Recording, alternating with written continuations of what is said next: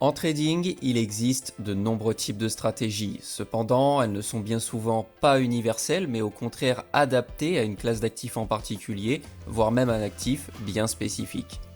Par exemple, une stratégie ou un bot de trading qui fonctionne bien sur les crypto-monnaies ne sera pas forcément efficace sur le marché d'échange, le Forex. Dans cette vidéo, je vais te montrer pourquoi et comment identifier les différences entre les différentes classes d'actifs, et je vais aussi te montrer les choses qu'il est possible de faire de manière à adapter sa stratégie de trading à la classe d'actifs visée.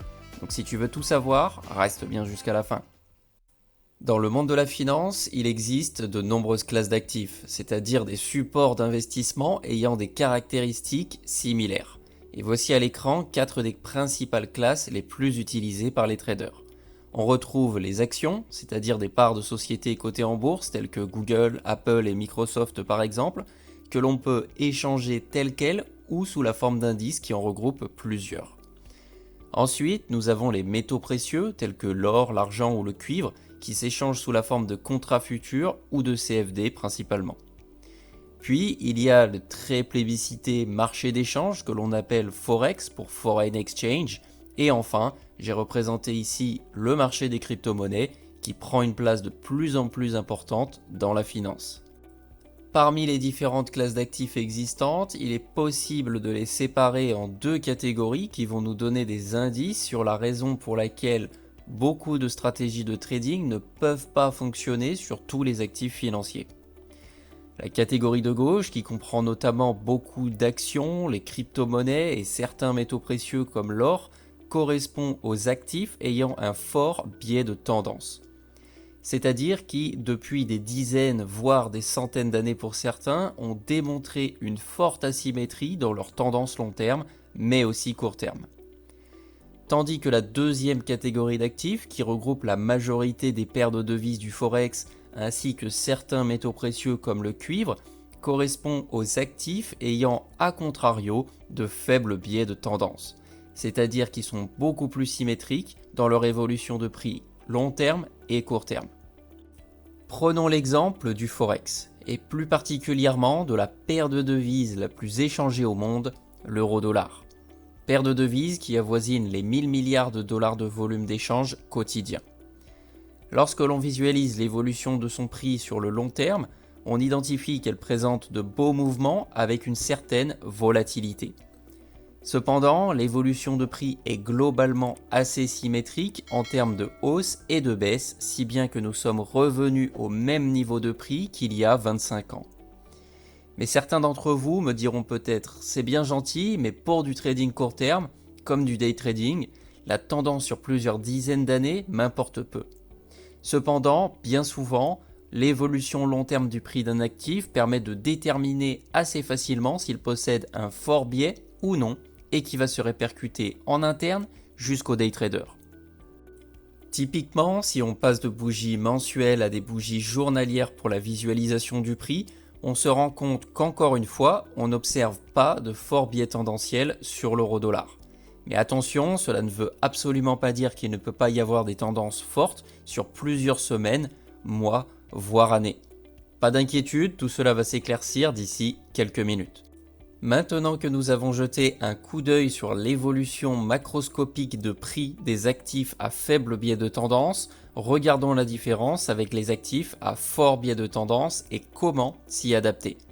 Mais avant de poursuivre, si tu aimes cette vidéo, n'hésite pas à liker et à t'abonner. Aussi, donne-moi ton avis dans les commentaires. Et si tu veux en savoir plus, n'hésite pas à venir discuter sur le serveur Discord de la communauté, dont le lien est dans la description. Sur ce, reprenons la vidéo.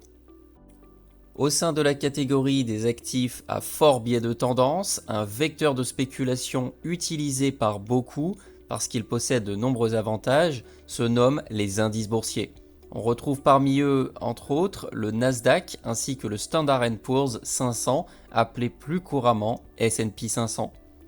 Ces indices sont en réalité composés d'un grand nombre d'actions et possèdent une évolution de prix complètement différente des actifs à faible biais de tendance.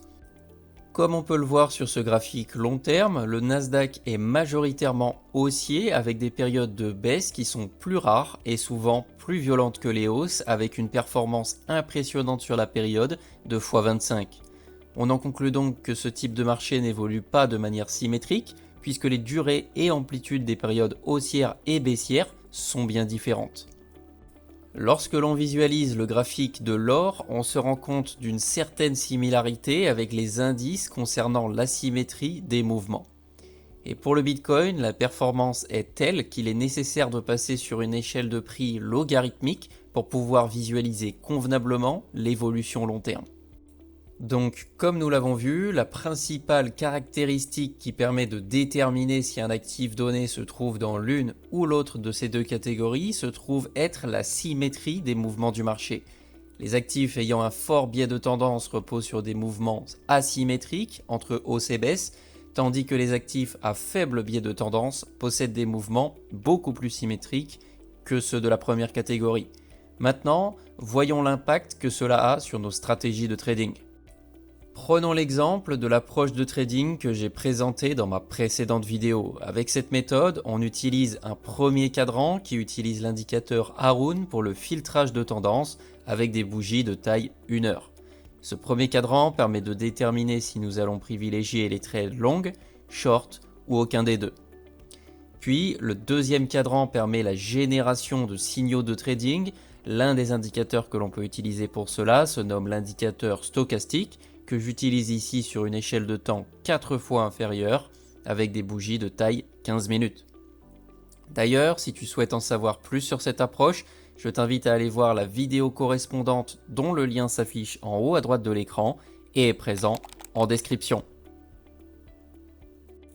Dans cette méthode, j'utilise deux niveaux. Le niveau dit de surachat qui est communément placé au niveau de la valeur des 80 sur l'indicateur et le niveau de survente placé de manière symétrique à la valeur de 20. Dans cette approche, on voit bien que les signaux de trading sont générés de manière symétrique pour les longues et short. En effet, on attend la même puissance d'achat ou de vente pour passer un trade, puisque les seuils sont tous deux placés à 30 points de la valeur de neutralité des 50, avec justement les valeurs de 80 et 20. Mais comme nous l'avons vu, les marchés n'évoluent pas tous de manière symétrique, et n'ont donc pas les mêmes comportements dans les mouvements haussiers que les mouvements baissiers. En outre, le type d'approche que j'ai présenté est plutôt bien adapté aux marchés ayant une bonne symétrie dans les révolutions de prix, comme le Forex. Mais n'est pas adapté avec les marchés avec de forts biais tendanciels, comme les indices ou les crypto-monnaies. Pour ces actifs, il est nécessaire d'agir différemment. Avant d'utiliser une stratégie ou un bot de trading sur les marchés, il est préférable de réaliser des backtests, c'est-à-dire des essais sur des données passées, de manière à avoir une idée du potentiel de la stratégie, voire même des optimisations, c'est-à-dire tester différentes valeurs de seuil pour nos indicateurs, de manière à identifier ce qui fonctionne le mieux.